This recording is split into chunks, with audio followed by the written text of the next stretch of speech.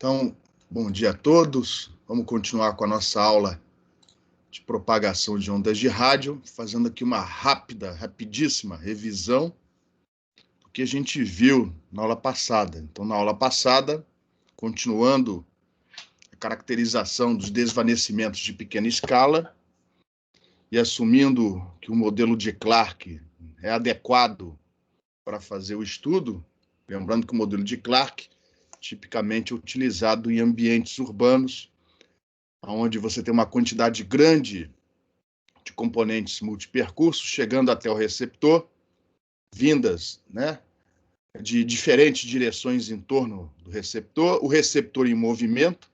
Se ele não houver movimento, você não percebe tais desvanecimentos.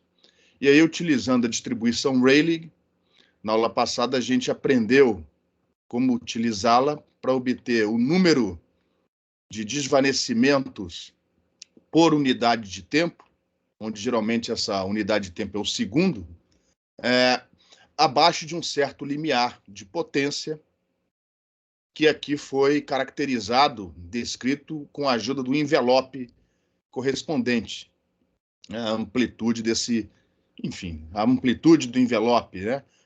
No caso aqui classificado como R0.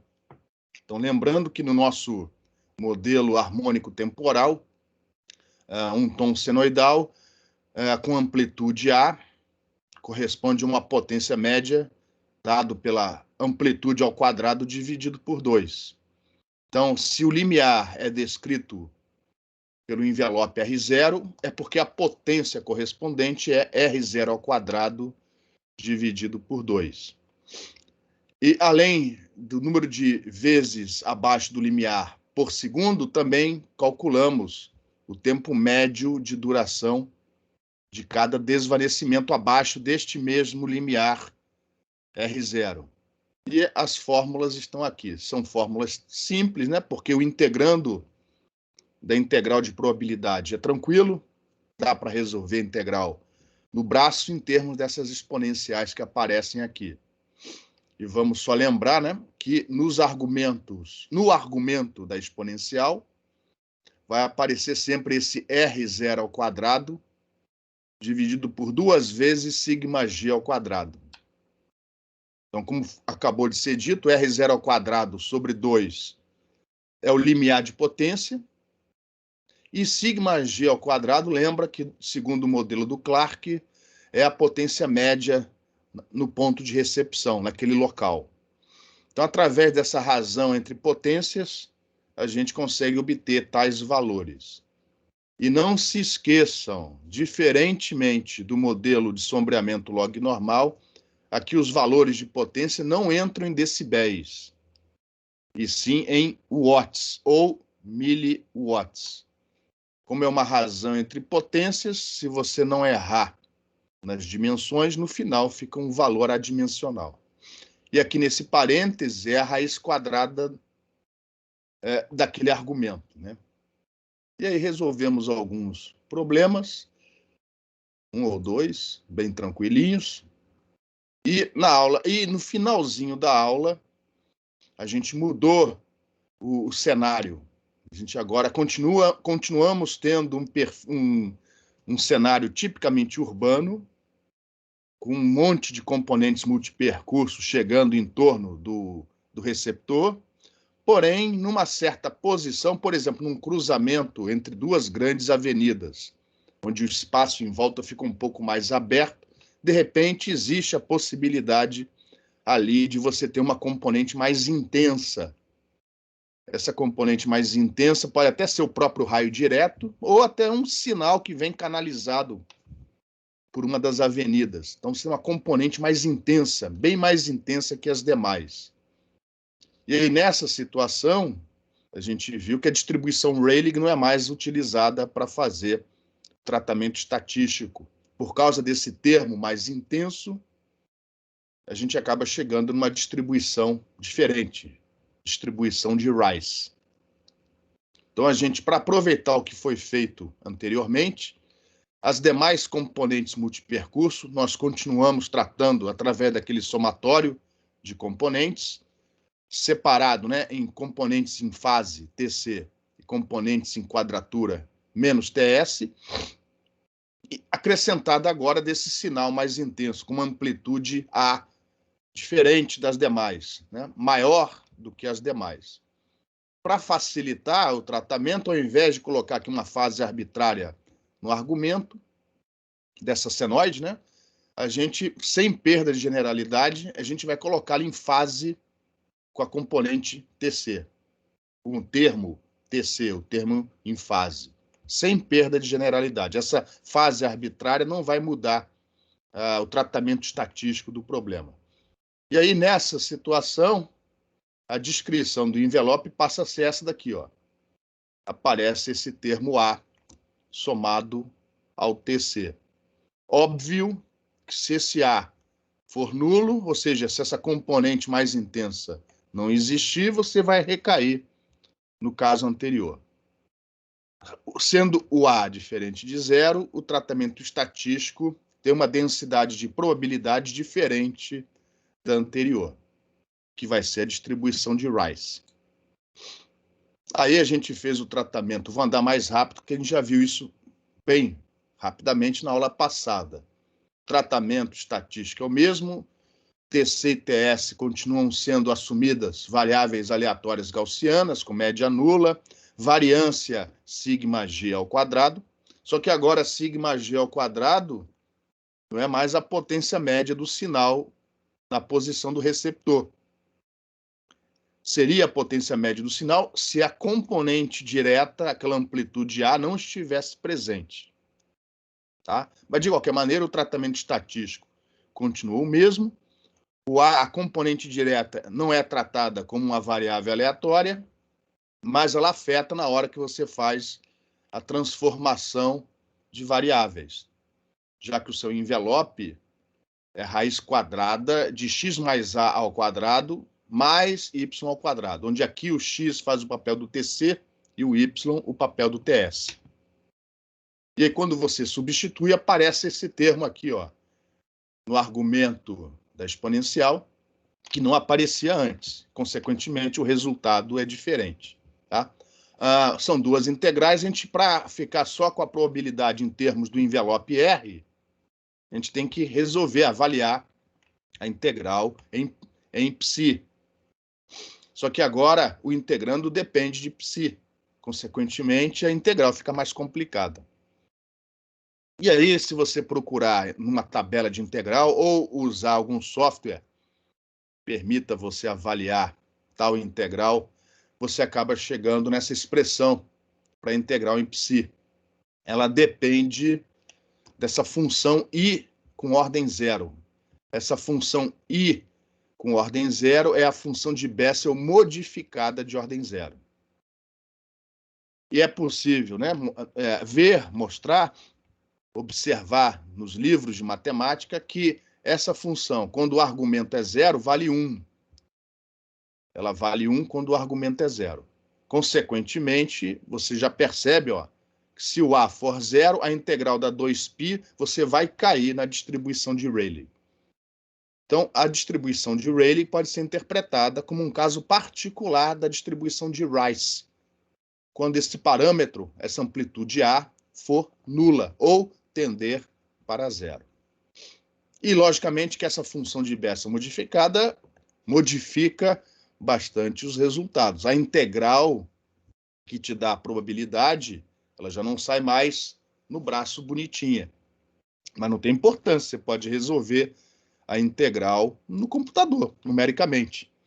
Aqui o que a gente vai fazer é, vamos criar ábaco, um ábaco que através, né, em função desses parâmetros, te fornece a probabilidade. É isso que a gente vai fazer aqui. A expressão da probabilidade não é mais fácil, mas ela vai ser lida, obtida através de um ábaco. E basicamente é o que a gente vai fazer na aula de hoje.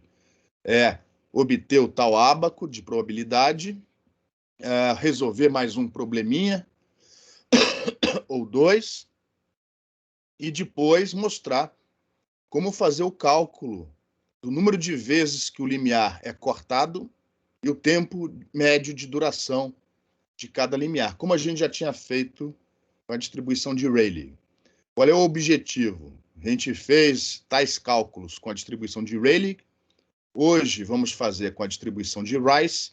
E amanhã, se você tiver uma outra distribuição de probabilidade, porque existem distribuições de probabilidade melhores do que essas duas, né? Que inclusive podem ser calibradas segundo medidas realizadas no local. As mais famosas talvez sejam as distribuições de Nakagami, né? São distribuições desenvolvidas para caracterização desses desvanecimentos. São distribuições mais completas, mais sofisticadas, e tem o mesmo problema dessa distribuição de Rice. As integrais não saem, né, fechadinhas. Então, a ideia, a gente não vai ver aqui as outras distribuições, a não ser de Suzuki, bem rapidamente. Mas a ideia é que se um dia você precisar trabalhar com essas outras distribuições, você sabe o caminho a seguir para obter os parâmetros, os valores, as métricas necessárias. Então, deixa eu começar aqui a apresentação do slide a partir desse. Esse slide aqui a gente viu no final da aula passada, vamos começar dele.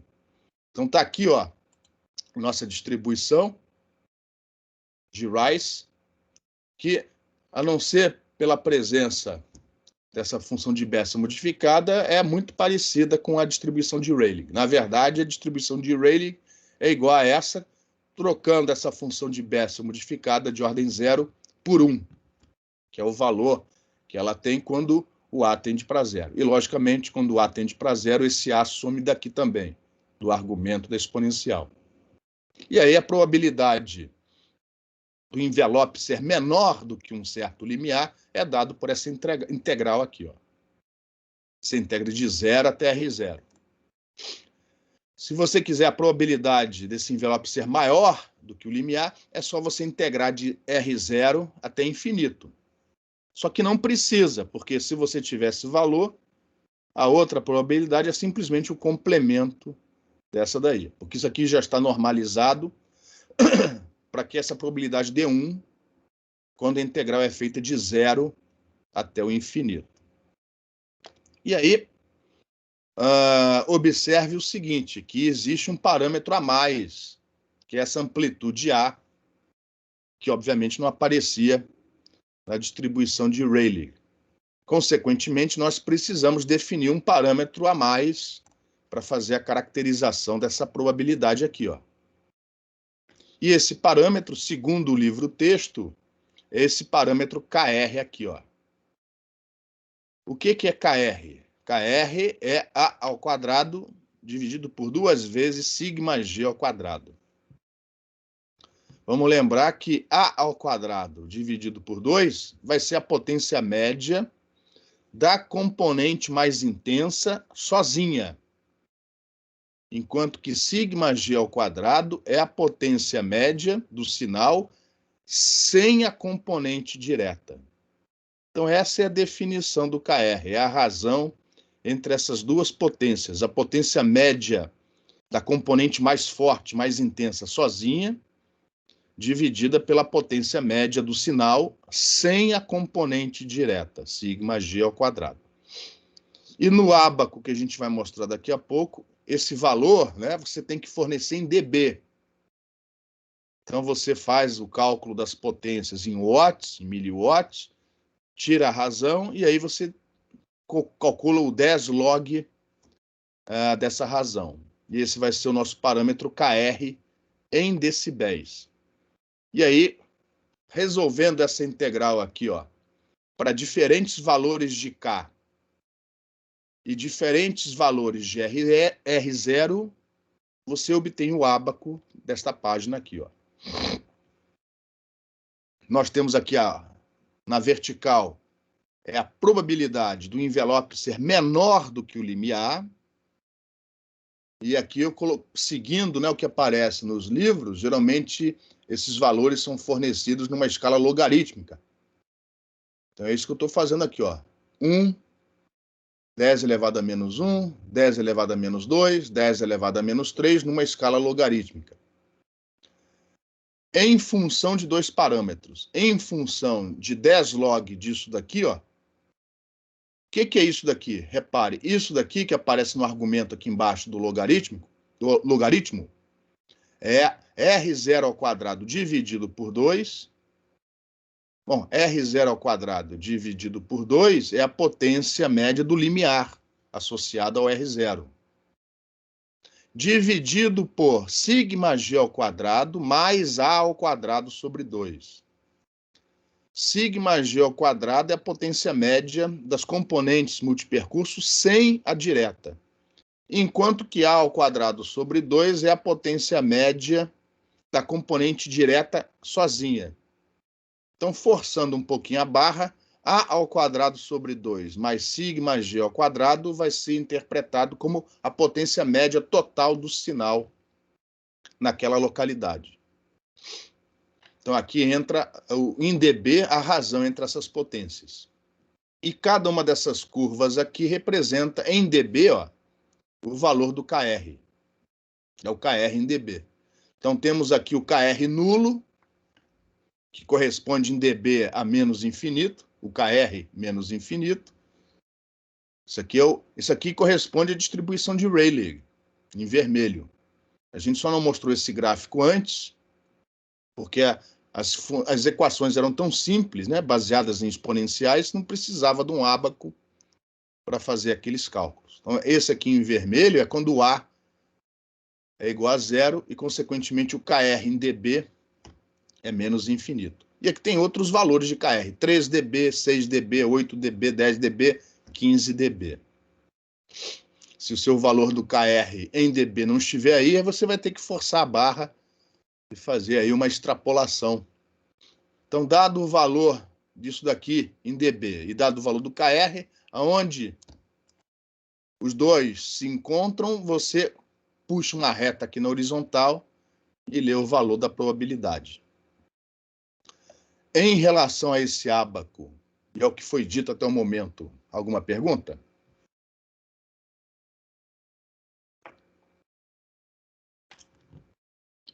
Então, vamos prosseguir. Eu só não sei agora se a gente faz um exemplo ou se continua para obter os outros cálculos. Mais algumas observações. Antes disso, algumas observações. Então, repare que a distribuição de Rayleigh é mais conservadora, é mais pessimista. Tá? Os valores de probabilidade obtidos para um certo valor de... Não, peraí. A distribuição de Rayleigh geralmente é mais conservadora, pessimista que a de Rice. Por que isso? Porque se você não tem a componente direta, que é o caso da distribuição de Rayleigh aqui em vermelho,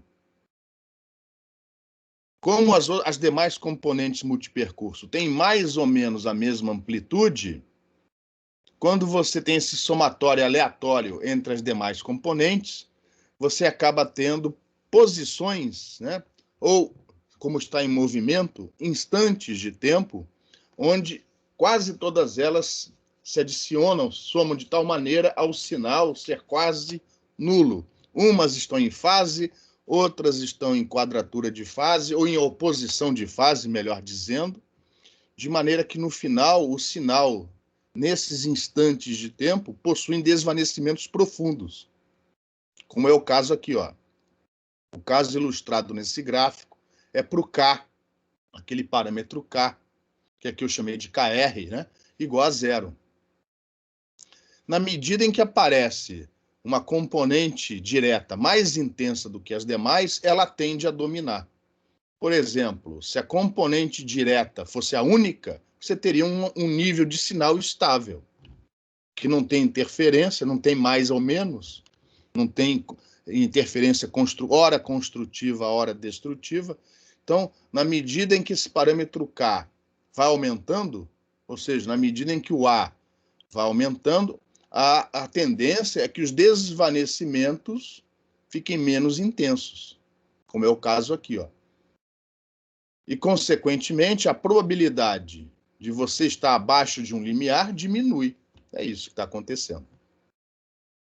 A probabilidade de você se encontrar abaixo de um limiar é bem menor quando a componente direta, a componente mais intensa, é muito mais intensa do que as demais. Então, quanto maior for o valor do KR, ou seja, quanto mais intensa for a componente não obstruída do sinal em relação às demais, menos profundos são os desvanecimentos e, consequentemente, menor é a probabilidade de um certo limiar ser cortado. Em relação a esse slide, alguma pergunta?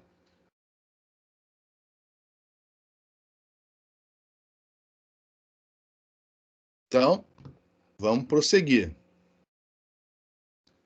Antes de calcularmos o número de vezes que um limiar é cortado, vamos resolver esse exemplo envolvendo apenas a probabilidade, inclusive para a gente aprender a manipular os parâmetros que foram definidos e a utilização daquele ábaco.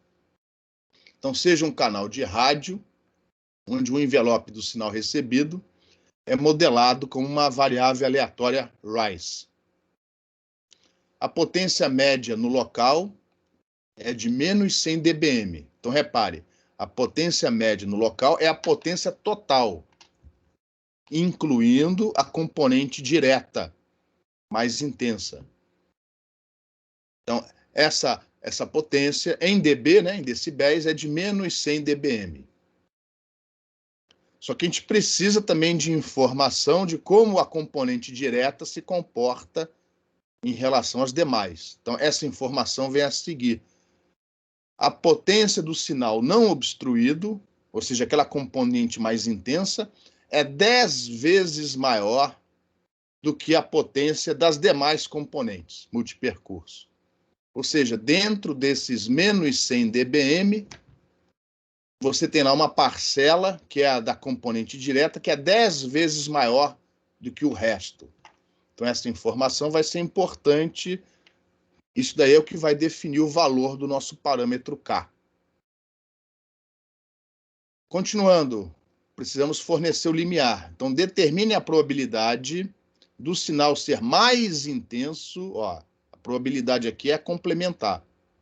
Do sinal ser mais intenso do que um limiar de menos 110 dBm. Em relação a esse enunciado, alguma pergunta? Que o resto é tranquilo. Então, vamos prosseguir. Então, a primeira coisa que estamos fazendo aqui é calcular o parâmetro K. KR, perdão. Então, vamos lembrar, é dado pela razão entre a potência da componente direta, A ao quadrado sobre 2, dividido pela potência média das demais componentes, sem a componente direta. Segundo o enunciado, a potência da componente direta do sinal não obstruído é 10 vezes maior do que o resto. Então, esta razão aqui é 10. E 10 log de 10 é 10 dB. Então, em decibéis, o nosso parâmetro KR é igual a 10 dB. Então, neste ábaco, que é aquele ábaco que a gente apresentou antes, só que bem pequititinho, né? Você tem que procurar aqui a curva do KR correspondendo a 10 dB. Por acaso é essa daqui, ó. Essa é a curva para o KR igual a 10 dB. Agora precisamos calcular, ó, esse parâmetro aqui de baixo. Esse parâmetro aqui de baixo, vamos relembrar. Ele tem a ver com a razão entre a potência média do limiar, que no nosso caso é menos 110 dBm, dividido pela potência média do sinal como um todo naquela localidade, que é, segundo o nosso enunciado, menos 100 dBm. Só que essa razão ela tem que ser calculada em watts. Está o cálculo que vai ajudar a obter essa razão aqui em dB. É óbvio, como é em dB, era só fazer um menos o outro. Mas, enfim, vamos continuar aqui, ó. Então, aqui está R0 ao quadrado dividido por 2, que é a potência média do limiar. Segundo o nosso enunciado, ó, ela é igual a 10 elevado a menos 11 miliwatts, dividido pela potência média do sinal, direta, mais as demais componentes multipercurso, que, segundo o nosso enunciado, é de 10 elevado a menos 10 miliwatts. Então, essa razão é de 0,1. E, consequentemente, em dB, isso é igual a menos 10 dB. Observe que esse menos 10 dB já poderíamos ter obtido, ó, fazendo a subtração de um pelo outro. Tanto faz. Né? Se você já está habituado a mexer com dB sem grandes dificuldades, você pode fazer direto essa conta. Aqui a gente fez desse jeito, até como exercício. Nesse ábaco, menos 10 dB para esse parâmetro, está aqui, ó. Aí você traça essa linha na vertical e vai cruzar o gráfico correspondente, a curva correspondente ao KR de 10 dB. Onde os dois se cruzam, você vai fazer aqui, ó, com paciência, com cuidado, a leitura da probabilidade do envelope ser menor do que o limiar que foi fornecido. E segundo o ábaco, deu ali em torno de 0,07%. É um valor bem pequititinho. Já que, como tem componente direta, né, os desvanecimentos tendem a diminuir. Então, essa probabilidade diminui. Mas o que a gente quer é a probabilidade complementar, é do sinal ser mais intenso do que o limiar. Então, a resposta é 99,93%. Em relação a esse exercício, alguma pergunta? Tem alguém ainda aí? Sim, professor. Beleza. Nenhuma pergunta? Não, foi tranquilo esse exercício. Então, próxima etapa, calcular o número de vezes que o limiar é cortado por segundo e o tempo médio de duração de cada limiar. E o procedimento segue os mesmos passos que já foram feitos na aula passada para o canal de Rayleigh. Então tá lá, mais uma vez, sem explicação, porque já vimos isso antes, a distribuição conjunta.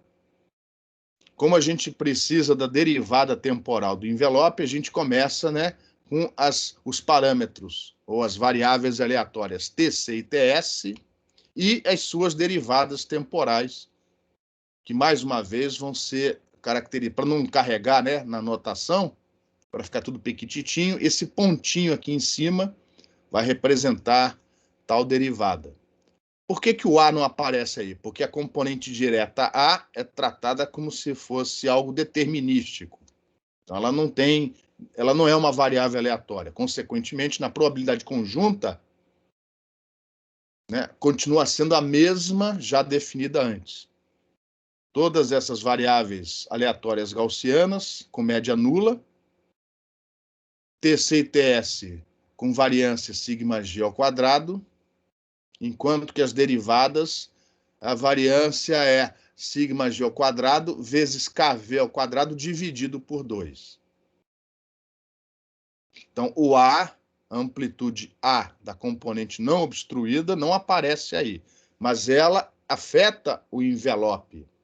Consequentemente, na hora de colocarmos o envelope, né, em questão, isso daqui vai atrapalhar um pouquinho. Ó, esse somatório aqui vai atrapalhar as integrais. Vão aparecer termos que não apareciam antes, e as integrais não ficam tão simples. Só que esse A não varia, é constante. Consequentemente, as relações envolvendo as derivadas de TC e TS são as mesmas de antes, porque a derivada do A é nula, não tem derivada. A é uma constante. Consequentemente, o jacobiano também não é afetado pela presença desse A. Esse A só vai atrapalhar mesmo aqui, ó. Só aqui. O resto continua igualzinho, inclusive o jacobiano da transformação, que continua sendo o envelope R ao quadrado. Então, fazendo a substituição indicada nessas equações aqui, dentro do argumento da exponencial. E multiplicando, né, por r ao quadrado, que é o jacobiano da transformação, a gente chega nessa densidade conjunta, envolvendo R e sua derivada, mas também essa fase psi e a sua derivada. Essa fase psi e a sua derivada são indesejadas, então vamos integrar isso daí para ficar só com uma probabilidade conjunta para R e a sua derivada. Então, esse psi vai ser integrado de 0 a 2π e a derivada de menos infinito a mais infinito, como já foi antes. O problema é que, como o A não é zero, aparecem esses termos aqui. Então, ó, a integral em psi não vai dar 2π como deu antes. Vai aparecer novamente a nossa função de Bessel modificada. Então, tá lá, ó, as integrais em psi de 0 a 2π, onde o integrando agora não é mais nulo. Oh, perdão, desculpa, nunca foi. Não é mais unitário. E aqui, ó, é a mesma integral que já aparecia antes. Essa aqui, ó, vai dar o 2π multiplicando a função de Bessel modificada de ordem zero, e essa aqui dá o mesmo valor obtido anteriormente.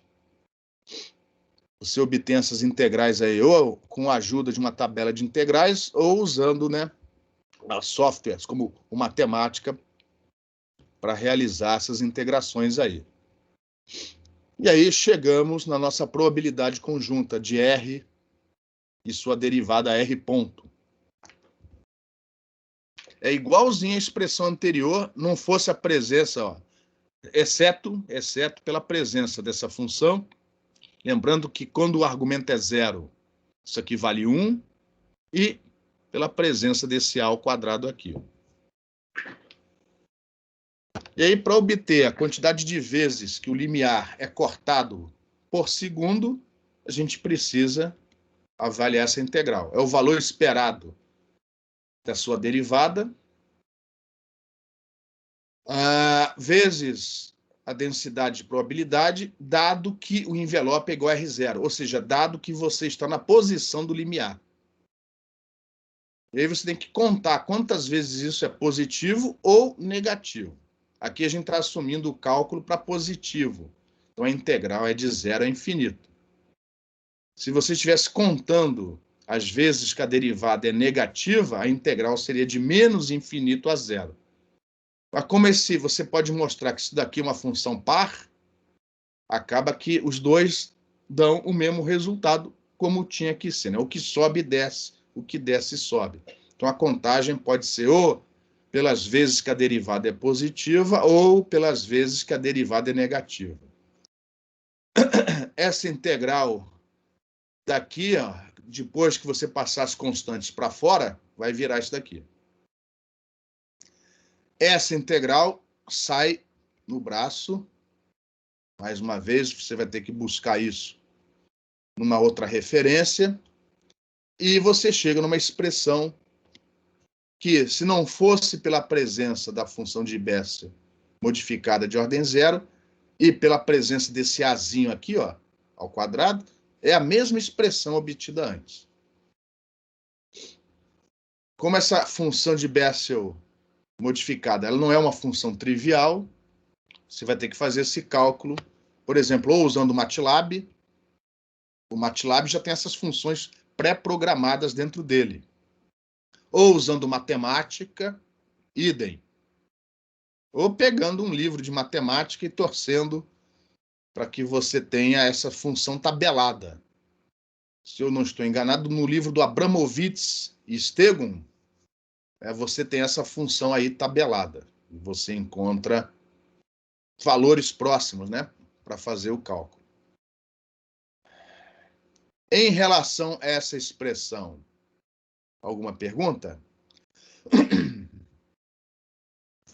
Professor, Oi. Você poderia explicar de novo por que tanto faz ser de menos infinito a zero ou zero a mais infinito? Posso explicar de duas maneiras. Uma maneira é que se você pegar a expressão anterior da densidade de probabilidade multiplicado pelo R ponto, isso é uma função par. Par em relação ao R ponto igual a zero. Então, a área para R ponto negativo é igual à área para R ponto positivo. Então, tanto faz integrar de menos infinito a zero ou de zero a infinito. Mas, beleza ou não? Beleza. Mas existe uma maneira mais simples de tentar explicar isso. Eu vou precisar ir para uma figura. Então, deixa eu sair aqui, ó. Só um momento, tem que achar uma figura apropriada. Aqui. Essa é uma figura, não necessariamente, né, de Rice, mas está mostrando aqui, ó, a potência do sinal em função do tempo e os desvanecimentos, ó, de pequena escala. E aqui está o limiar. Então, o que a gente está fazendo é contando por unidade de tempo quantas vezes a derivada é ou negativa, ó, ou positiva, dado que o envelope é igual a R0. Então, repare, aqui tem um desvanecimento, aqui tem outro desvanecimento, aqui tem outro desvanecimento abaixo desse limiar. Nessa figura, são 3 desvanecimentos. Em 3 ocasiões, a derivada, a função cortando o limiar, tem derivada negativa, ó, aqui, ó, 1, 2, 3. Que é o mesmo número de vezes que a derivada é positiva. 1, 2, 3.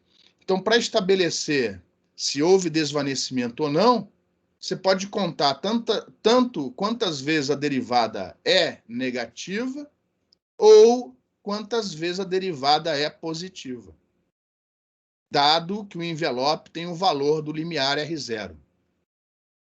Não é para qualquer situação, é só cortando essa linha tracejada aqui. Ó. Ficou claro ou não? Ficou mais claro sim, professor. Beleza? É Beleza, isso. obrigado. Aí a gente integrou de zero a infinito porque provavelmente estava no livro. Se a gente integrar de menos infinito a zero, vai dar a mesma expressão, porque o integrando é par. Dá para mostrar que o integrando é par. Aí cada um dá uma olhada como quiser. Aquela explicação gráfica é mais objetiva, menos complicada. Estou voltando aqui, ó, para aquela transparência. Perdão. Então, em relação a essa... Mais alguma pergunta em relação a essa expressão? Então, repare, a gente ainda foi capaz de obter uma expressão analítica, mesmo para a distribuição de Rice, só que já ficou um pouquinho ó, mais complicado. Consequentemente, agora acabou. Obter o tempo médio de duração de cada desvanecimento é só fazer o mesmo cálculo, né, já feito anteriormente. Eu só não vou mostrar aqui, não tem equação, porque vamos lembrar que essa probabilidade a gente está calculando com a ajuda do ábaco. Então, com a ajuda do ábaco, que foi mostrado anteriormente, e com a ajuda dessa expressão, você obtém o tempo médio de duração de cada limiar. Utilizando as unidades que geralmente são utilizadas, você vai obter esse tempo médio em segundos. Então, aqui estamos continuando o exemplo anterior, tá? Então, vamos lembrar, no exemplo anterior, a potência média no local era de menos 100 dBm, a componente direta tinha uma potência 10 vezes maior do que as demais componentes, e o limiar era de menos 110 dBm. Então, continuando aquele exercício, onde a gente já sabe que a probabilidade do envelope estar abaixo do limiar é de 0,07%, agora estime o tempo médio de duração de cada desvanecimento. Para isso, a gente também precisa, vou voltar aqui atrás, ó, a gente precisa do ΔF máximo, ou seja, da razão V sobre lambda. Isso não foi fornecido no exemplo anterior. Então, aqui, vamos assumir que esse ΔF máximo, para fazermos contas, né, é de 100 Hz. Pronto, agora a gente já tem as informações necessárias. Do exemplo anterior, a gente viu que o KR é igual a 10, consequentemente igual a 10 dB. A gente viu também que a razão entre a potência média do limiar e a potência média no local era de 0,1.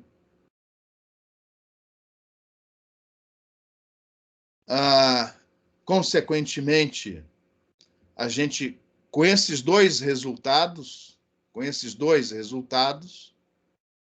a gente consegue descobrir qual é a razão R0² sobre 2σg². Por que a gente precisa disso? Porque esta razão, né, entra no cálculo. Vou voltar atrás mais uma vez. Essa razão entra no cálculo aqui, ó. Perdão, aqui não, mas aqui, ó, do número de vezes que o limiar é cortado por segundo, ó. Então, a gente precisa dessa razão aqui.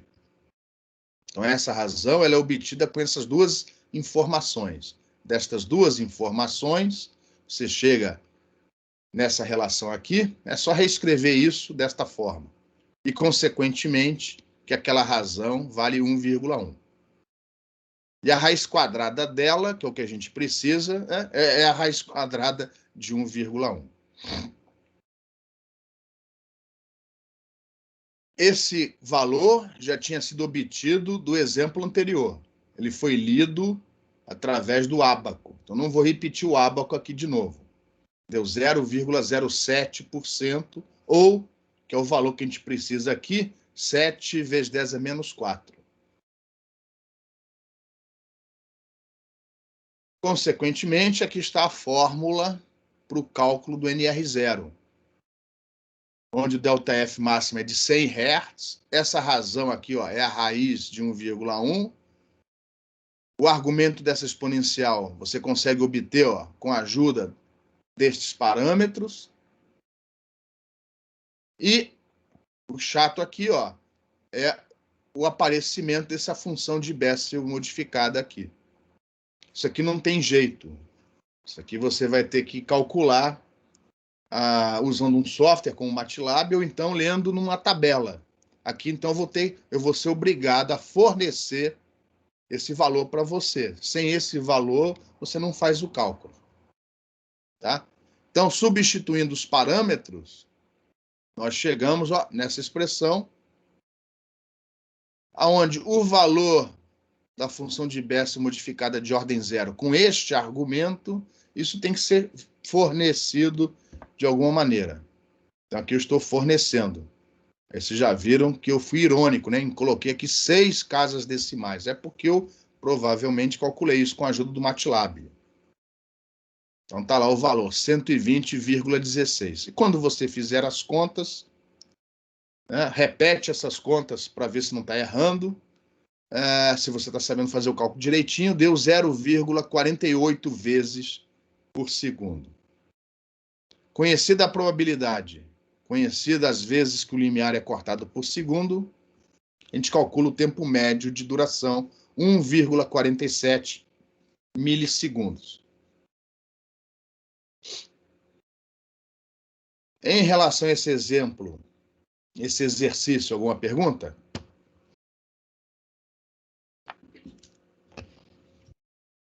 Apesar das contas parecerem e são simples, não deixe de repetir depois, né, as contas aqui e conferir os valores apresentados no slide.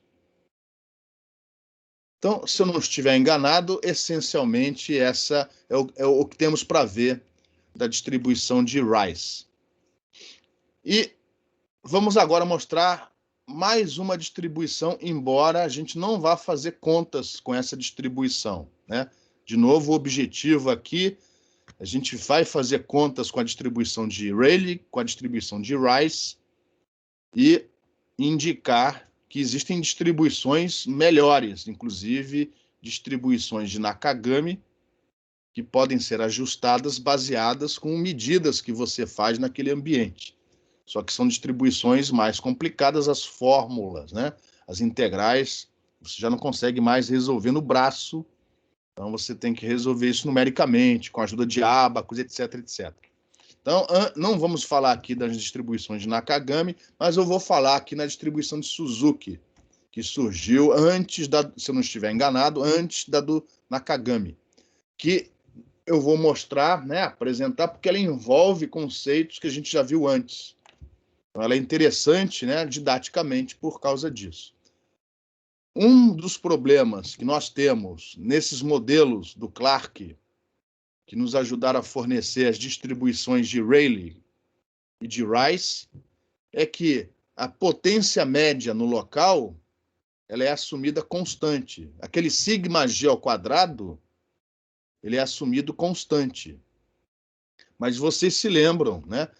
Por exemplo, quando a gente apresentou o modelo de sombreamento log normal, que essas médias locais, que a gente obtém, por exemplo, fazendo médias móveis, elas variam com a posição, né? Elas variam com a distância entre transmissor e receptor. A tendência, né? Não fosse o sombreamento, a tendência seria ela ir diminuindo na medida em que a distância vai aumentando. Por causa do sombreamento, ela oscila, né? Esses desvanecimentos de larga escala a gente modelou com a ajuda do sombreamento log normal, da percentagem de área coberta, etc, etc. O fato é que essas médias, esses valores médios variam com a distância. E aqui, isso até o momento não foi levado em consideração. Então, esses modelos, né, Rayleigh, Rice, geralmente são modelos locais. Valem para valores naquela localidade, onde provavelmente o canal de rádio pode ser assumido uniforme, estacionário. Quando a gente fala assim, canal uniforme, canal estacionário, geralmente essas distribuições de Rayleigh e Rice são usadas, dependendo se existe ou não a presença dessa componente mais intensa, né? Consequentemente, se você quiser estender o cálculo para áreas maiores, essas distribuições não são mais apropriadas. Então, para compensar, para tentar, né, obter uma distribuição melhor, que valha numa área de cobertura maior, o Suzuki, outro japonês, se não me engano, em 77, 78, apresentou uma distribuição que envolve conceitos que já vimos anteriormente. Por isso que eu vou falar dela aqui, tá? E também para mostrar para vocês que existem outras distribuições além da Rayleigh e da Rice. Então, tal abordagem para fazer a caracterização, tal abordagem significa Rayleigh ou Rice, né? Essa abordagem para tratar os desvanecimentos de pequena escala é interessante quando fazemos predições em pequenas áreas, onde talvez, né, provavelmente o canal de rádio pode ser assumido estacionário. Média local de potência praticamente constante. Aí tem esse gráfico aqui, ó, que eu esqueci que estava aqui, ilustra melhor o que eu quero falar, né? Os sombreamentos, ó, fazem com que os desvanecimentos de larga escala, ó, ora o nível de potência passa aqui, ó, por um vale, um mínimo, depois sobe, lógico, tem os desvanecimentos de pequena escala, né? Filtra eles, ó, você vai ver que a média no local vai variando. Aqui nisto daqui que foi destacado pelo gráfico, a média local, ó, neste gráfico, está sendo representada por essa linha verde. Então, naquele local, a média talvez seja dada por esse valor aqui, ó. E aparentemente é mais ou menos estável. Um valor médio estável, até porque foi definido assim. Mas em outras localidades, ó, o valor médio não é o mesmo. Consequentemente, se você mudar de posição, você vai ter que refazer os seus cálculos, porque a média de potência naquele local muda, o sigma g ao quadrado muda, toda a estatística muda, tá? Então, pensando nisso, o Suzuki propôs um modelo, né, que pudesse ser usado para áreas maiores. Como é que isso foi feito? Então, é um trabalho que foi publicado em 77, numa revista do I3S, famosa, é o Transactions da Sociedade de Comunicação, do I3E. Ele propôs combinar a distribuição Rayleigh Então, no modelo do Suzuki, a componente mais intensa direta continua não estando presente. Então, ele vai assumir como base a distribuição Rayleigh. A diferença é que a média local, o sigma g ao quadrado, não vai ser mais uma constante.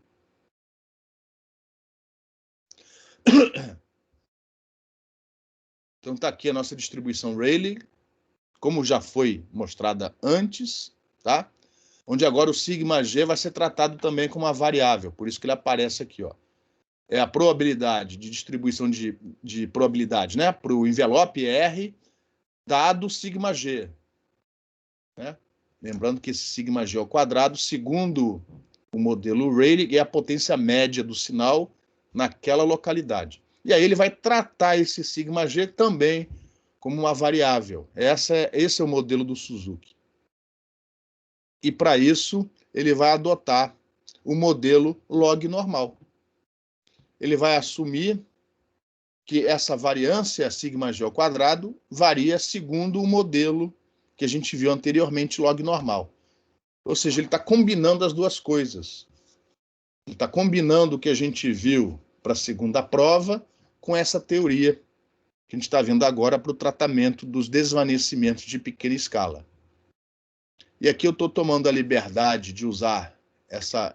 Eu já usava a W antes, nem me lembro. Para não confundir, ó, com os parâmetros que estamos usando agora.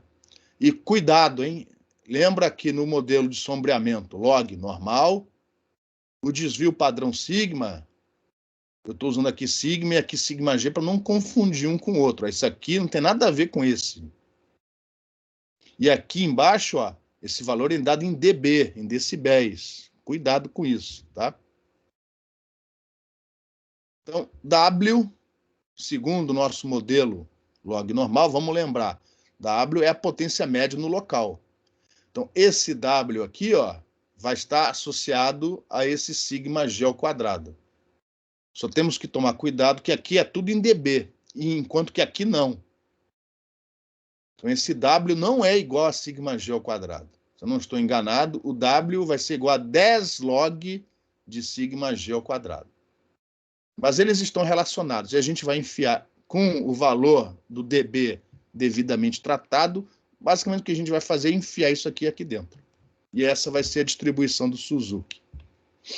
Então, vamos relembrar o modelo log normal, né? Sigma é o desvio padrão em decibéis. W é a potência média no local. M é a média, que é dado pelo modelo log distância. E é isso daí. E basicamente o que a gente vai fazer é substituir isso daqui aqui dentro, né? Onde o sigma g ao quadrado está relacionado a esse W. Mas cuidado que aqui embaixo é tudo em decibéis. Então, antes disso, ó, a gente precisa fazer isso daqui. Onde o quadrado do sigma g eu já passei para fora, por isso que virou 20. E por causa da integral de probabilidade, né, eu vou fazer aqui uma mudança de variáveis, então eu preciso da derivada de W em relação a sigma g, ou vice-versa. Isso você obtém dessa relação aqui, ó. Eu não vou mostrar como sair daqui e chegar aqui. Isso vocês, alunos da UFMG, já sabem, já viram isso várias vezes em cálculo. E aí agora é só combinar. E essa é a distribuição do Suzuki. Ou seja, você tem que resolver essa integral. Essa integral, ela não sai no braço, ela tem que ser avaliada numericamente, de acordo com o problema.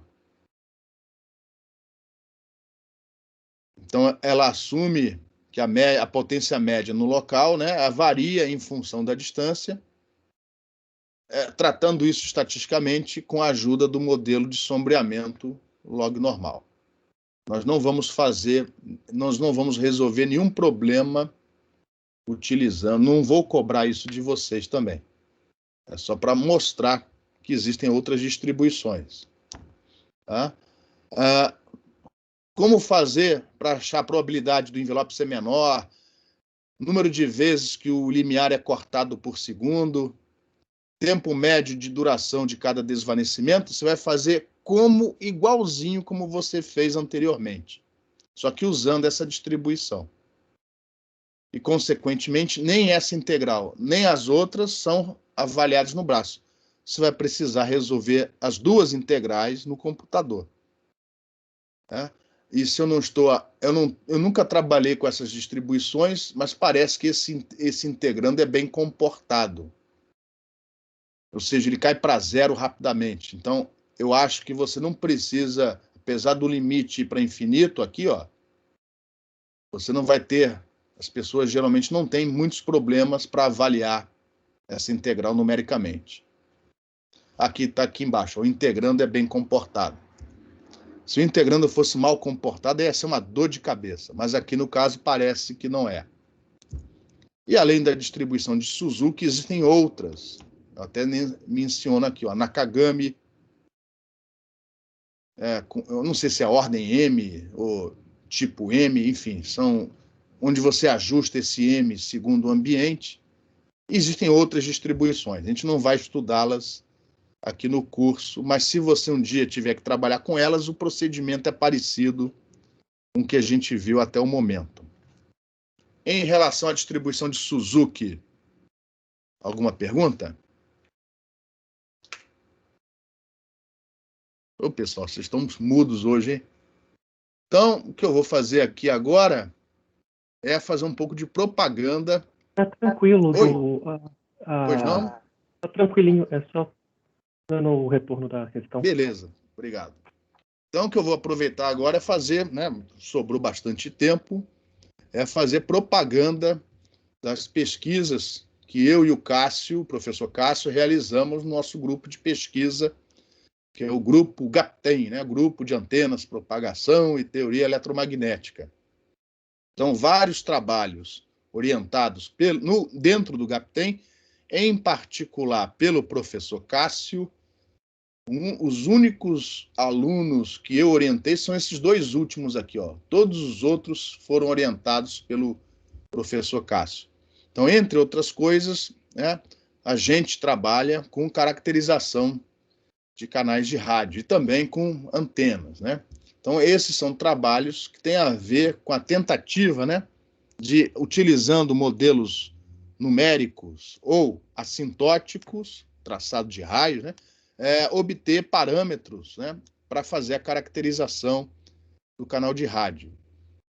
Vocês obtêm, quem quiser, quem tiver interesse, vocês conseguem, através da página do Programa de Pós-Graduação em Engenharia Elétrica da UFMG, vocês têm acesso gratuito a todos os trabalhos de doutorado e mestrado, né, orientados e aprovados dentro do programa, inclusive os textos que estão colocados aqui. Então, um dos problemas que foi avaliado, inclusive pela Daniela, tanto no mestrado dela como no doutorado, foi desenvolver um programa de computador para fazer o traçado de raios no ambiente com obstáculos. E o programa que ela desenvolveu, inclusive, é bastante maleável. O obstáculo, por exemplo, pode ser definido dessa maneira como está aqui em cima. Aqui, o obstáculo seria o perfil do relevo, por exemplo, num ambiente rural, um ambiente rural, tipicamente rural, né? Aqui estaria o transmissor, aqui estaria, ou vice-versa, o receptor, e estamos aqui calculando as trajetórias dos raios refletidos e difratados nas arestas, que chegam até uma certa quantidade, né? Senão você ia colocar infinitos aí, mas até uma certa quantidade de reflexões que chegam até um receptor, por exemplo, localizado aqui. Se você mudar a posição do receptor, você tem que recalcular as trajetórias. Mas se você fizer isso dentro de um do loop, você obtém, né, as características do sinal recebido em função da posição dele sobre o relevo. Você pode fazer um gráfico do comportamento da potência média em função da posição dele naquele relevo específico. Se você tem um mapa digitalizado contendo, né, o perfil do relevo, você passa esses dados para o computador, ele monta esse modelo bidimensional e você usa técnicas assintóticas para fazer o cálculo do campo total que chega aqui, consequentemente da potência média. Ou então, isso aqui poderia ser, visto de cima, ó, o perfil de um ambiente urbano, com os prédios aqui, ó, ou os quarteirões, enfim.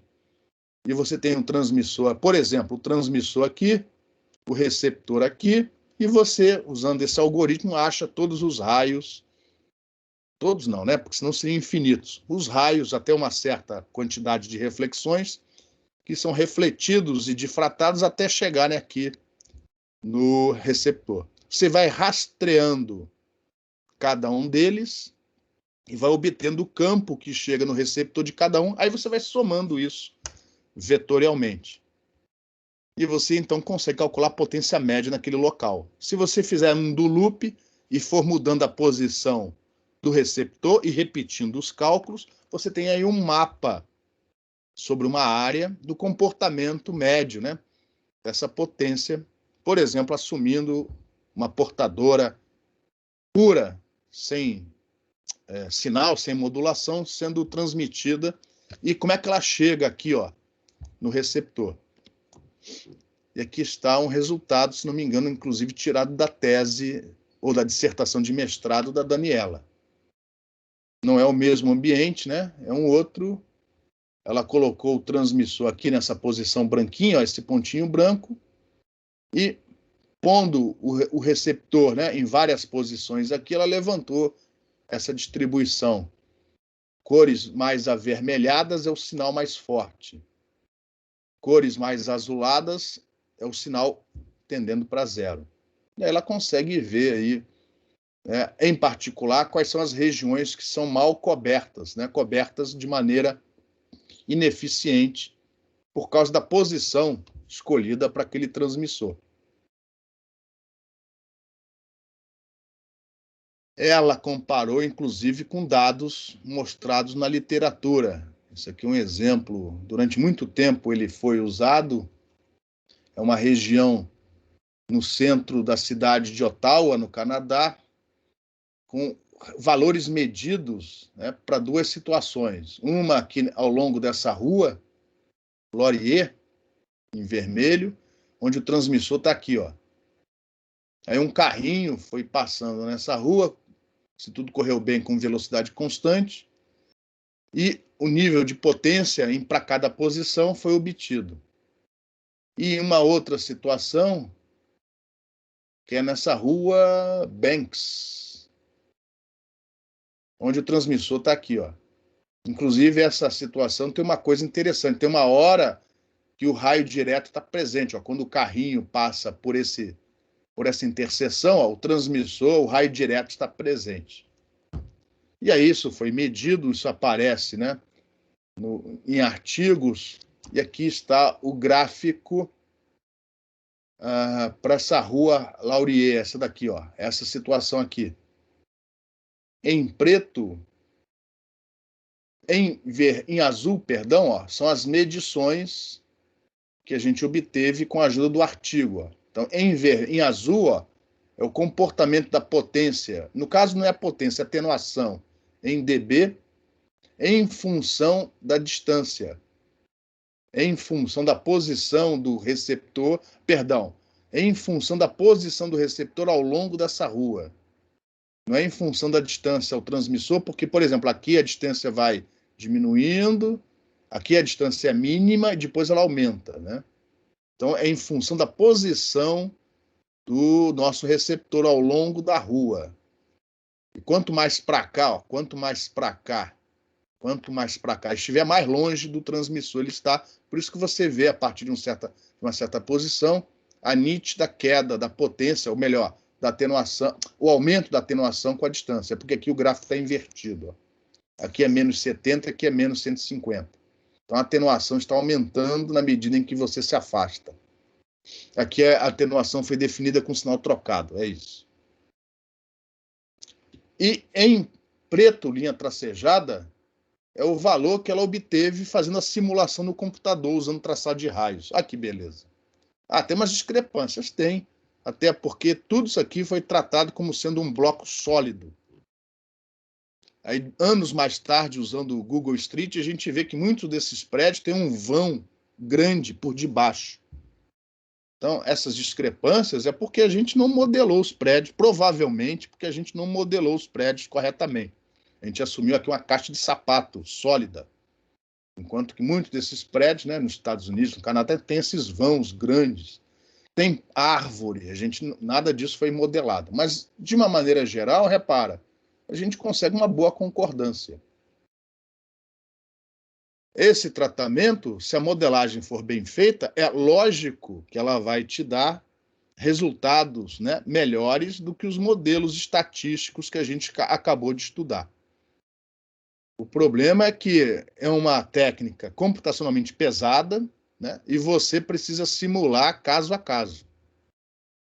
Esse comportamento não pode ser estendido para outras regiões, a não ser que você faça muitas simulações e aí trate estatisticamente os dados obtidos.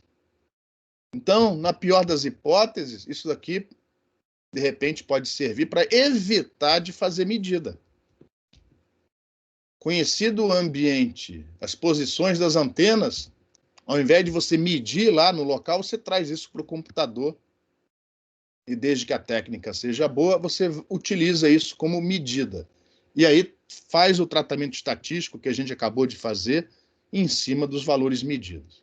E embaixo é para outra situação, onde esse aqui mais intenso, ó, é na hora que ele passa exatamente aqui nesse cruzamento. E aí o campo direto que vem do transmissor chega até o receptor.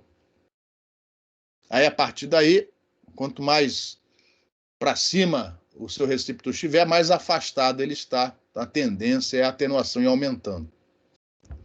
Aqui houve uma discrepância boa, ó, entre o resultado simulado e as medidas feitas no local. A gente não sabe explicar isso. Teríamos que ver o que acontece aqui. Provavelmente tem a ver com o que você tem aqui, ó, né? Nessa espécie de praça. Nessa cidade aqui. Talvez tenha aqui árvores, etc., que ajudaram a bloquear o sinal e a gente não levou isso em consideração na simulação numérica. Aqui tem outra simulação feita pela Daniela, também são dados que você consegue obter na internet, tem a ver com o grupo de pesquisa COST. Um tempo atrás eu falei de um modelo, quando eu mencionei o modelo do Rata, né, eu cheguei a falar do modelo COST, que estendeu o modelo do Rata. Esses grupos de pesquisa são europeus, e um desses grupos, não me lembro se foi o mesmo, né, realizou medidas na cidade de Munique. Então, o carrinho, ó, seguindo essa trajetória em azul pela cidade, foi fazendo medidas. O transmissor está aqui, ó. O transmissor está mais próximo das posições de chegada do receptor. O receptor começou daqui, foi percorrendo a cidade, não sei porquê, seguindo essa trajetória em azul. Ó, passou perto aqui do transmissor, depois se afastou. E os dados dos prédios, geometria, são todas fornecidas, ou pelo menos eram, né? Junto com essas medidas. E a Daniela, com muita paciência, pegou esses dados, botou lá os predinhos no algoritmo dela e fez essas simulações. Em azul são as medidas. Repare que aqui o sinal é mais intenso, ó, exatamente porque está nessa região, perto do transmissor. E em vermelho a simulação feita com traçado de raios. Então, em algumas regiões, como nessa daqui, a concordância é boa, em outras não.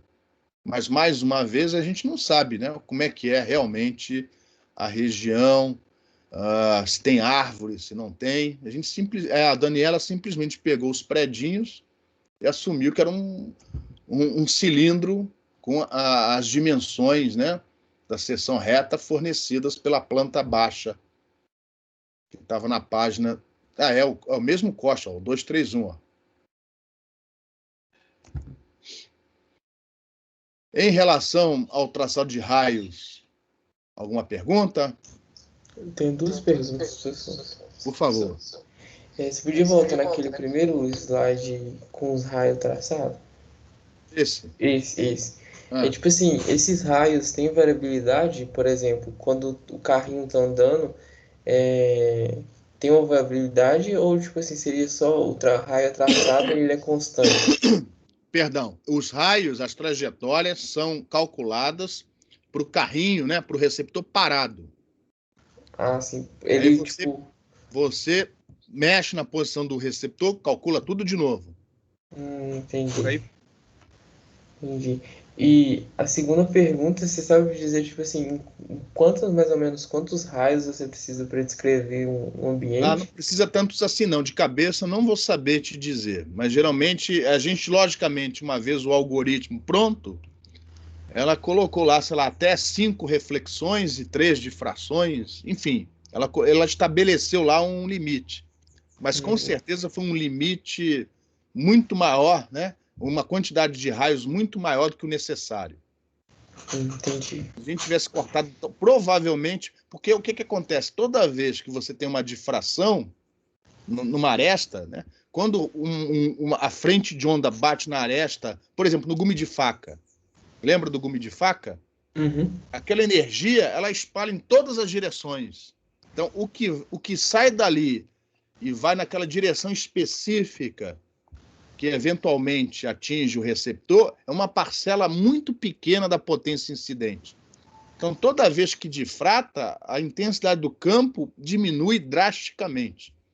E toda vez que reflete, a Daniela pôs, né, em cada um desses obstáculos a permissividade.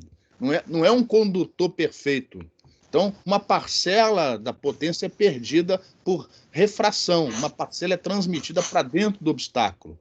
Então, o que reflete é sempre menos intenso do que o que incidiu. Então, cada reflexão, cada difração faz a intensidade do campo diminuir drasticamente.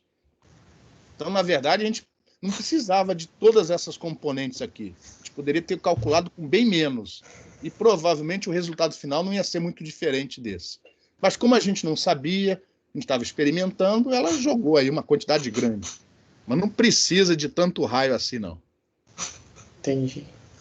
Beleza? Beleza. Então, a ideia aqui é, basicamente, tentar substituir as medidas por simulações computacionais. É isso. A investigação foi em cima disso, basicamente. Aqui é um outro trabalho também envolvendo o traçado de raios. Aí já foi um aluno, Vinícius, foi orientado pelo Cássio. Então, ele bolou um algoritmo, não é o da Daniela, ele bolou um algoritmo próprio, onde também é levado em consideração a transmissão, né, através de paredes. Então, isso daqui foram medidas realizadas, né? Foram realizadas na PUC do Rio de Janeiro, no CETUC. Aqui eu e o Cássio, a gente estudava nessa sala aqui, ó. Aqui era o PAA. Aqui o couro comia. Pô. Quando a gente fez o mestrado, a gente ficava nessa salinha aqui, escutando rock and roll e trabalhando também. Então, eles fizeram há muitos anos, alguns anos atrás, medidas. O Cássio conseguiu essas medidas e o aluno dele, se eu não estou enganado, usando técnicas também de traçado de raios, fez simulações. Então, esse aqui seria o andar lá do Centro de Pesquisa da PUC do Rio, em telecomunicações. Aqui são as salinhas dos professores. De um lado do outro, aqui ficavam os laboratórios de pesquisa. Botaram aqui uma antena aqui no canto. E as medidas não estão aqui, eu não tenho as medidas, mas aqui estão as simulações realizadas pelo Vinícius. Isso aqui é um corredor estreitinho. Quando um professor titular atravessava o corredor e do outro lado vinha outro, a gente até ficava apostando para ver quem é que ia empurrar o outro. E aqui tem outro corredor com um sinal menos intenso. Aí gravou, né? Lascou. Aqui também é uma outra técnica que não é baseada em traçado de raios. Aí já é uma técnica mais pesada. Tem a ver com a teoria de antenas, né? a gente utiliza aqui equações integrais. Então, a gente, enfim, não vou entrar em detalhes, mas é uma outra técnica, essa é uma técnica numérica, mais pesada. Basicamente, a gente pega o obstáculo, no caso, o obstáculo seria o próprio solo, né? Esse aqui seria o obstáculo, em verde. A gente pega o obstáculo, joga o obstáculo fora, e no lugar dele a gente coloca densidades equivalentes de corrente. Enfim, tem toda uma técnica por trás, a gente integra essas correntes usando as mesmas equações de antenas, e aí a gente calcula o campo espalhado que chega no receptor e soma esse campo espalhado ao campo incidente que vem do transmissor. E aí, mais uma vez, a gente põe esse receptor para andar, né, sobre o perfil do terreno e obtém a intensidade do campo. Então, isso aqui são simulações. Aqui eu não botei medidas aqui, tá? Mas as medidas e as simulações, elas batem em cima uma da outra. No caso, essa aqui é uma outra equação que a gente mostra, né? Que a equação que foi sugerida, ela consegue convergir para o resultado numérico, né? Com muito menos incógnitas do que essa de cima. Com incógnitas a cada 2 comprimentos de onda, a gente consegue chegar no resultado, enquanto que a outra equação não consegue. Uma pena que aqui eu não coloquei as medidas. As medidas batem, quer dizer, a simulação, né? Ela bate quase que contornando, né, as oscilações das medidas. E aí você tem aqui, no caso aqui é a atenuação em dB, em função da posição do receptor ao longo dessa trajetória. E a técnica foi pensada, né, porque tem um monte de aproximação aqui por trás. Se você for resolver isso exatamente no computador, você precisa de um super computador para resolver isso. Então, várias aproximações foram realizadas, sempre assumindo um ambiente rural. Então, aqui não pode ter prédio. Tá? Pena que eu não coloquei as medidas aqui. Aqui para uma frequência, 144 MB, aqui para 1.9 MB. Perdão, 1.900 MB. E se eu tivesse colocado junto as medidas, vocês iam ver que beleza que é. Agora, o custo computacional aumenta, né? Você gasta aí vários segundos para obter uma simulação como essa daí. Então, isso aí já foi desenvolvido por mim junto com 1 ou 2 ou 3 alunos de mestrado. E, com isso, a gente encerrou esse sexto conjunto de slides. Em relação a esses cálculos assintóticos e numéricos para caracterização de canais de rádio, alguma pergunta? Com relação a esse último slide que você passou, a gente aprende alguma técnica dessa em antenas? Não. O iniciozinho, sim, mas a gente não direciona o curso para isso. Isso daqui é matéria de pós-graduação. A gente vê isso na pós-graduação, que aí depois o aluno direciona, né, para estudar, por exemplo, coisas como essa. A gente não vê isso exatamente como está mostrado aqui em nenhuma disciplina, nem na pós. Né? A pessoa vai ter que ler um artigo, ler os trabalhos dos outros alunos, né, para chegar e montar, né, o seu algoritmo ou aperfeiçoar o algoritmo já feito por outros. Em antenas, a gente começa a ver o início disso daqui. Ou seja, dadas as correntes, como calcular o campo radiado pelas correntes, pela antena. Agora, como chegar nas correntes, por exemplo, de um modelo como esse, a gente não vê isso em antenas. A gente vê isso na graduação ou então fazendo um estudo dirigido, já direcionando para resolver esse problema específico.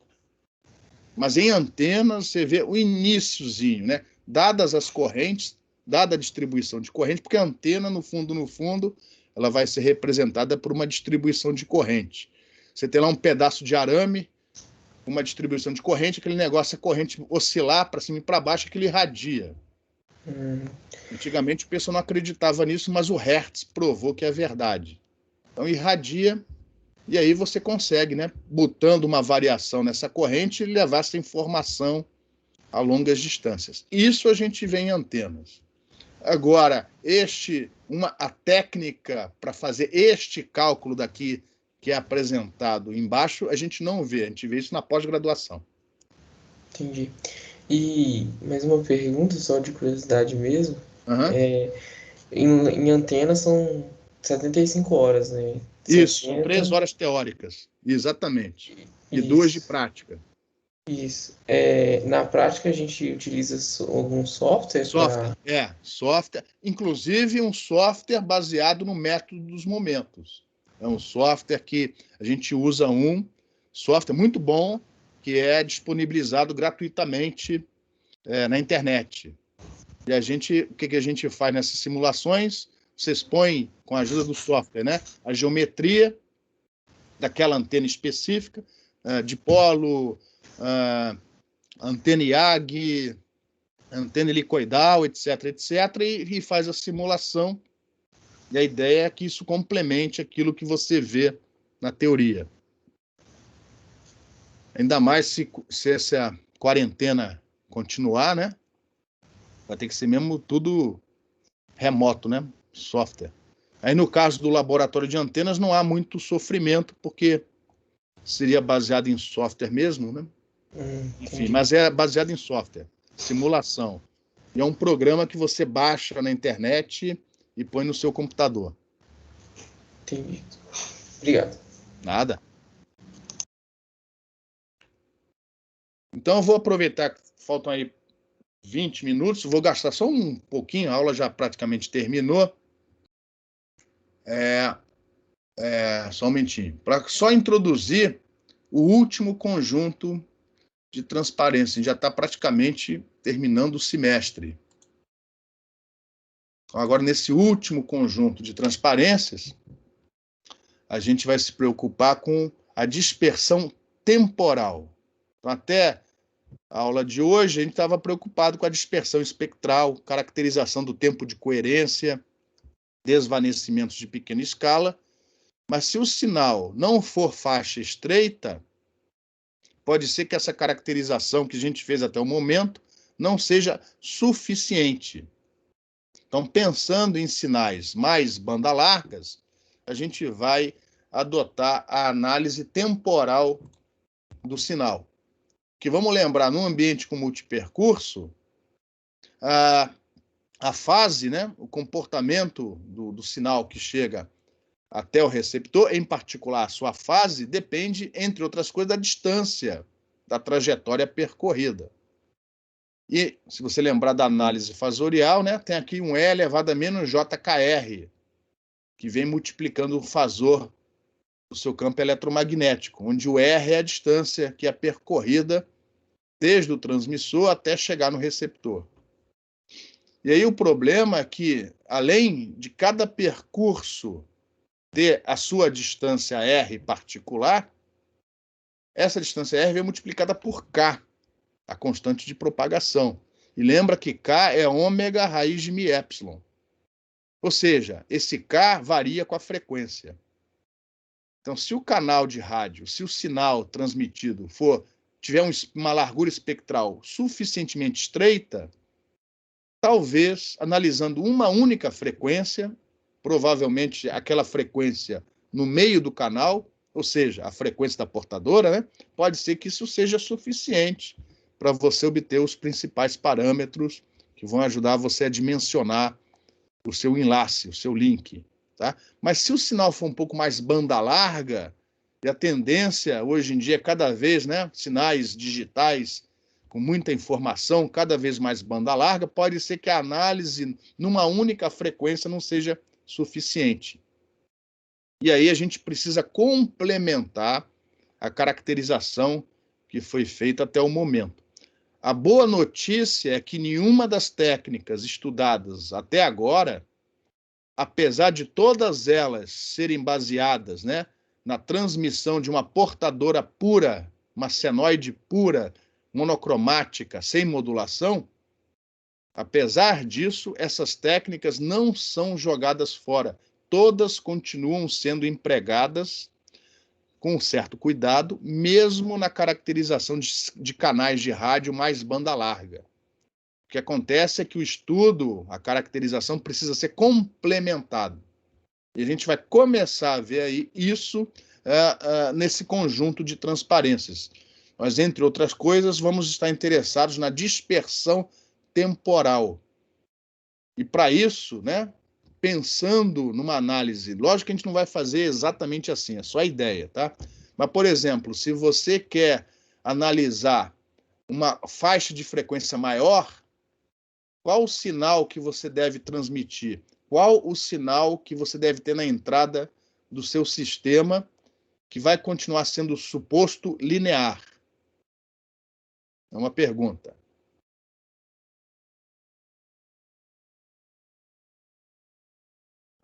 Você pode repetir a pergunta rapidamente? Se você quiser analisar uma faixa de frequências maior, se você Um quer analisar um pulso. sistema numa Um faixa de pulso. frequência... Oi?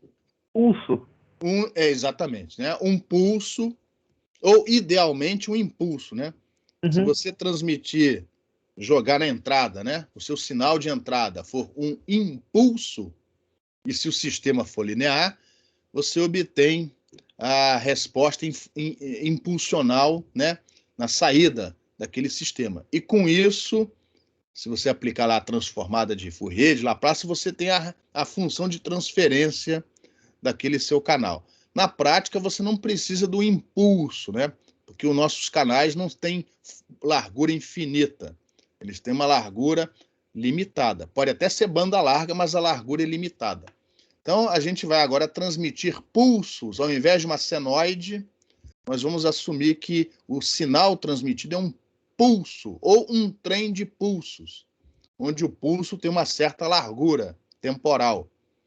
Quanto mais estreita for essa largura, mais frequências você consegue analisar no final das contas. Então, uma das coisas que a gente vai se preocupar é, lógico, tudo é teórico, né? Qual a largura que esse pulso deve ter para fazer uma caracterização adequada do seu canal de rádio. A gente não quer que ele seja nem muito largo, porque quanto mais largo for o pulso, né, menos frequências ele consegue analisar. Também a gente não quer ele muito estreito, porque na prática você não consegue um rádio que transmita um pulso assim tão estreito. Ou então você consegue, mas eles são muito caros, né? Então, qual a largura do pulso e qual a relação que essa largura do pulso tem com o canal sendo analisado? E vamos fazer essa análise. E vamos depois relacionar, mais ou menos no meio desse conjunto de transparências, a potência média calculada dessa maneira com aquela que a gente vem calculando até o momento. Aqui, agora vamos entrar um canal de rádio, vamos tentar obter a resposta ao impulso desse canal de rádio. A entrada vai ser o X, a saída vai ser o Y, onde a saída é função não só do tempo, mas também da posição onde você está observando aquele sinal. E vamos fazer o tratamento. Vocês vão ver que tem muita coisa aqui parecida com o que vocês já viram em análise de sistemas lineares. Enfim, e vamos fazer esse tratamento e vamos ver o que acontece. A gente vai começar a falar sobre isso na próxima terça-feira, na semana que vem. E essa é a última etapa do curso, né? É o final do nosso curso. Lembrando, né, que a prova é no dia 31 de agosto, daqui a 4 semanas, mais ou menos. Um pouquinho menos. 3 semanas e meia. Alguém tem alguma pergunta?